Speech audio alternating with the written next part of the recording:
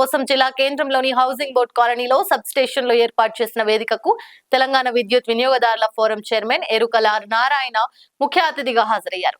ఈ కార్యక్రమంలో రైతుల నుండి విద్యుత్ వినియోగదారుల నుండి సమస్యల పట్ల ఫిర్యాదులను స్వీకరించారు. వాటి పరిష్కారం కోసం అధికారులకు అందజేశారు. ఈ సందర్భంగా చైర్మన్ నారాయణ మాట్లాడుతూ విద్యుత్ వినియోగదారులకు సమస్యలు ఎదురైతే నేరుగా విద్యుత్ శాఖ అధికారుల వద్దకు వెళ్లి ఫిర్యాదు చేసుకోవచ్చునని, సమస్య పరిష్కారం కాకపోతే వినియోగదారుల ఫోరంలో ఫిర్యాదు చేయవచ్చునని, వాటికి వెంటనే పరిష్కారం చూపుతామని అన్నారు. నిజామాబాద్ లో గల విద్యుత్ వినియోగదారులకు ఫోరంలో ఫిర్యాదు చేయాలని కోరారు. వెసులుబాటు లేని వినియోగదారులు తమ సమస్యలను అప్లికేషన్ రూపంలో రాసి ఫోటో తీసి తమ వాట్సాప్ నంబర్లకు ఫిర్యాదు చేసినా వాటికి పరిష్కారం చూపుతామని ఆయన స్పష్టం చేశారు. సమస్యల పరిష్కారం కోసం chairperson 8712481312, technical member 8712481315, finance member 8712481317, 4వ వార్డు సభ్యుడు 8712485207 నంబర్లకు వాట్సాప్ ద్వారా ఫిర్యాదులు పంపవచ్చని తెలిపారు. ఈ కార్యక్రమంలో technical member Ramakrishna, finance member Satyanarayana, విద్యుత్ శాఖ ఎస్సీ రవీందర్, డిఈ కళ్యాణ్ చక్రవర్తి, విద్యుత్ శాఖ అధికారులు, రైతులు, విద్యుత్ వినియోగదారులు కూడా పాల్గొన్నారు.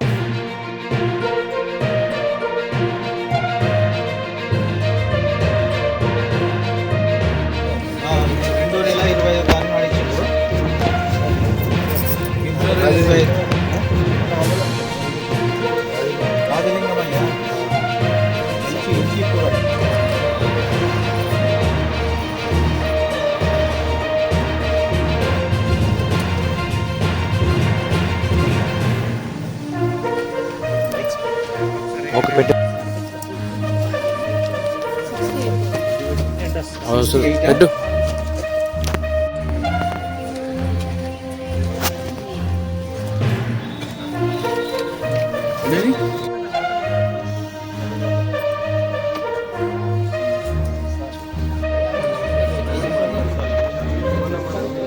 ఇక్కడ లేనా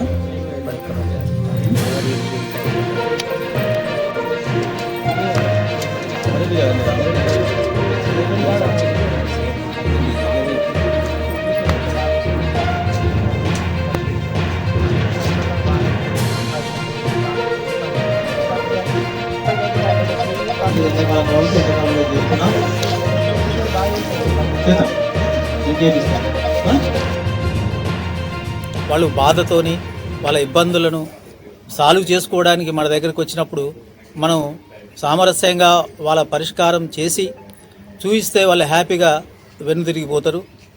రేపు మళ్ళీ మనము వాళ్లకు అదే రీతిలో మళ్ళీ మనం సర్వీస్ ఇచ్చేసేసి ఇంకా వాళ్ళకి అదనంగా మనకి ఇంకేమైనా ఇన్ఫ్రాస్ట్రక్చర్ కావాలా అంటే అదనంగా ట్రాన్స్ఫార్మర్స్, ఇప్పుడు ఇంతకుముందే మనకు చాలా అప్లికేషన్స్ వచ్చినాయి ఓవర్లోడ్ అనేవి.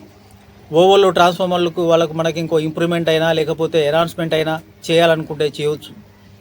లేదు 4-5 పోలింగ్ ఎక్స్ట్రా కావాలంటే చేయవచ్చు. ఒక సబ్స్టేషన్ కావాలంటే చేసుకోవచ్చు. మిడిల్ పోల్స్ కూడా దాదాపు లూజ్ లైన్స్ బాగున్నాయని ఇంతకుముందే మనకు చాలా కాంప్లైంట్స్ వచ్చినాయి. అవన్నింటినీ రెక్టిఫై చేయండి. కన్సూమరు రైతాంగం వచ్చేసి మనకు కాంప్లైంట్ చేసే దాకా ఇన్స్ట్రక్షన్స్ ఇవ్వడం జరిగింది. వీటన్నిటిని కూడా మరి మనం చేసుకోవాల్సిన పరిస్థితి ఉంది. కాబట్టి కొన్ని అప్లికేషన్స్ దాదాపుగా ఇప్పటి వరకు మనకు వచ్చిన 8 అప్లికేషన్లలో మనము ఒక 4-5 అప్లికేషన్స్ ఆల్రెడీ సాల్వ్ చేసినాం. కాబట్టి 8 అప్లికేషన్ మాత్రం మనము పేపరు రూపం లోపల మనం తీసుకున్నాము. వాటికి కొంత పేపర్ వర్క్ ఉంటుంది కాబట్టి ఆ పేపర్ వర్క్ మనం చేసుకొని ప్రతి రైతాంగం కానీ ప్రతి కన్సూమర్స్కి కానీ మరి తగిన న్యాయం as per the citizen chart ప్రకారంగా మనం చేస్తామని. కామారెడ్డి జిల్లా రామారెడ్డి పోలీస్ స్టేషన్ పరిధిలో అక్రమంగా పేలుడు పదార్థాల కొనుగోలు, నిల్వ, రవాణా, అమ్మకం చేస్తున్న 3 నిందితులను అరెస్ట్ చేసి రిమాండ్ కు తరలించినట్టు కామారెడ్డి జిల్లా ఎస్పీ రాజేష్ చంద్ర తెలిపారు. వారి వద్ద నుంచి 70 జిలిటన్ స్టిక్స్, 57 మీటర్ల వైరు, 3 మొబైల్ ఫోన్లు, 1 ద్విచక్ర వాహనం స్వాధీనం చేసుకున్నట్లు పేర్కొన్నారు. కామారెడ్డి జిల్లా పోలీస్ కార్యాలయంలో ఏర్పాటు చేసిన మీడియా సమావేశంలో జిల్లా ఎస్పీ రాజేష్ చంద్ర వివరాలను వెల్లడించారు. రామారెడ్డి మండల కేంద్రంలో వాహనాల తనిఖీలు నిర్వహిస్తుండగా అనుమానాస్పదంగా 1 ద్విచక్ర వాహనాన్ని వాహనాన్ని పోలీసులు గుర్తించారు. ఇక పోలీసులు చూసి వాహనంపై ఉన్న ఇద్దరు వ్యక్తులు రాజు, శేషు, లాల్లను పారిపోతుండగా వెంబడించి వారిని పట్టుకుని విచారించగా ఎలాంటి అనుమతులు లేకుండా జిలెటిన్ స్టిక్స్, డిటోనేటర్లు, వైర్లను నిజామాబాద్ జిల్లా నందిపేట గ్రామానికి చెందిన వరికుప్పల నర్సింల నుండి కొనుగోలు చేసినట్లు ఒప్పుకున్నారు. అంతేకాకుండా గాంధారి మండలంలోని నివాస ప్రాంతాల మధ్య ఉన్న బండరాలను పేల్చేందుకు వాటిని తరలిస్తున్నట్లు తెలిసింది. వీరు గతంలో కామారెడ్డి పరిసర ప్రాంతాల్లో కూడా ఇలాంటి పేలుడు పదార్థాలు ఉపయోగించి బండరాలను పగలగొట్టినట్లు పేర్కొన్నారు. రాజు, శేషు, లాలు ఇచ్చిన సమాచారంతో వరికుప్పల నర్సింహులను పోలీసులు అదుపులోకి తీసుకున్నారు. ఇక నర్సింహులు అక్రమంగా పేలుడు పదార్థాలను ఎలాంటి లైసెన్సులు లేని వ్యక్తులకు అధిక ధరలకు అమ్ముతున్నట్లు విచారణ తెలింది. ఇక పూర్తి అక్రమ వ్యవహారంలో నిజామాబాద్ జిల్లా ఆర్మూర్ మండల మాచర్ల గ్రామానికి చెందిన ఓరుసు సాయి మల్లు అనే వ్యక్తి ప్రమేయం ఉన్నట్లు వెల్లడైంది. ప్రస్తుతం ఓరుసు సాయి మల్లు పరారులో ఉన్నట్లు తెలిపారు. ఇక రాజు, శేషులాల్, నర్సింహులను అరెస్ట్ చేసి రిమాండ్ కు తరలించడం జరిగిందని పేర్కొన్నారు.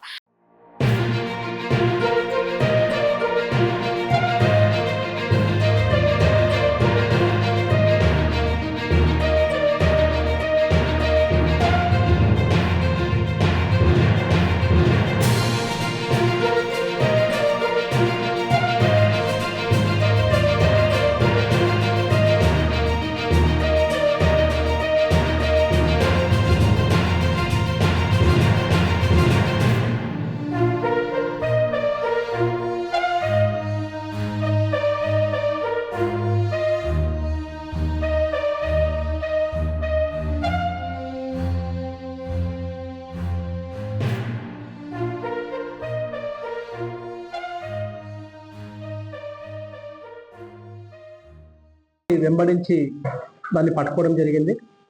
ఆ పట్టుకున్న వెహికల్లో ఇద్దరు వ్యక్తుల దగ్గర సుమారుగా 50 జిలెటిన్ స్టిక్స్ ఒకరి దగ్గర మరియు ఇంకొకరి దగ్గర 6 డెటోనేటర్లు మరియు ఈ కార్డెక్స్ బ్లాస్టింగ్కి యూజ్ చేసే కార్డెక్స్ వైరు సీజ్ చేయడం జరిగింది. వీళ్ళ దగ్గర నుంచి వీళ్ళకు ఎక్కడొచ్చింది ఈ మెటీరియల్ కనుక్కున్న తర్వాత వీళ్ళకు నిజామాబాద్ కమిషనరేట్ నుంచి ఒక మ్యాగజైన్ నుంచి కూడా ఇది ఇల్లీగల్ మీన్స్లో వీళ్ళకు బ్లాస్టింగ్ కోసము వచ్చినట్టుగా మాకు తెలుస్తూ ఉంది. ఆ ఇన్ఫర్మేషన్ తోటి మేము ఫర్దర్గా అక్కడ వెళ్ళి చూస్తే అక్కడ ఒక 3వ వ్యక్తిని కూడా మేము అరెస్ట్ చేయడం జరిగింది. ఆ 3వ వ్యక్తి ఇంటి దగ్గర చెక్ చేస్తే అతని ఇంట్లో ఒక 20 జిలెటిన్ స్టిక్స్, 4 డెటోనేటర్లు అండ్ కార్డెక్స్ వైర్ కూడా ఉండడం జరిగింది. అతన్ని తీసుకొని మేము ఆ మ్యాగజైన్ దగ్గరికి వెళ్ళి చెక్ చేస్తే ఆ మ్యాగజైన్లో మాకు కొన్ని లాగ్ బుక్స్ దొరికాయి. లాగ్ బుక్స్ కూడా కంప్లీట్ ఇంప్రాపర్ షేప్లో ఉన్నాయి. సో ఎంత మెటీరియల్ ఉంది, ఎంత మెటీరియల్ బయటకు పోయిందో కూడా క్లియర్గా వాళ్ళు కూడా తెలియని పరిస్థితి ఉంది.